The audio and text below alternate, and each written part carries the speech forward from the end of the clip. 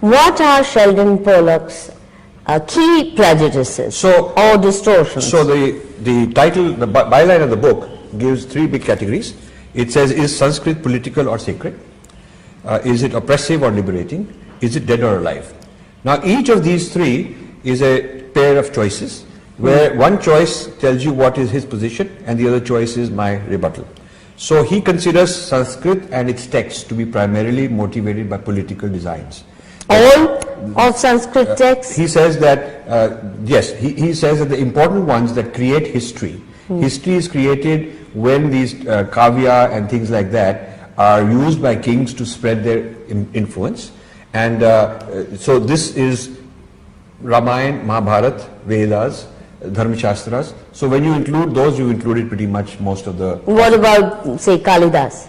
Kalidas also, he would say, is a product of the same desire to spread the beauty of the language as a way of spreading power. So he has a whole theory on the politicization of, the aestheticization of the political.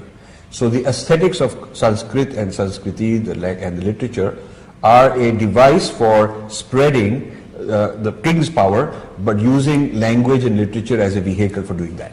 And does he imply that only Sanskrit has done that, or is he saying this is typical the world over of different languages? So he's picked Sanskrit as his target, and he says that for 1,000 years Sanskrit spread because it was the best language for doing this.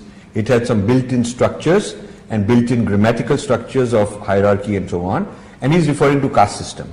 He's referring to that Sanskrit is so much built on Vedas, and Vedas, according to him, are so much built on caste, hierarchy, and women. On the contrary, I thought Vedas don't have caste hierarchies in the way that he... No, but he says that the women and lower caste were not allowed to read these Vedas, and the Sanskrit was not taught to these people. So the very origin is intertwined. But that's not factually correct. That is not factually correct. So, I mean, it may have happened for a certain period in history. That is correct. But I don't think it can be said for all of the thousands of years that Sanskrit has been. been. Criticism of his. Yeah. And does he provide any evidence? He takes selective things, where he can pick and choose this item, this quote to serve his purpose. He's very, very brilliant and very rigorous in doing that.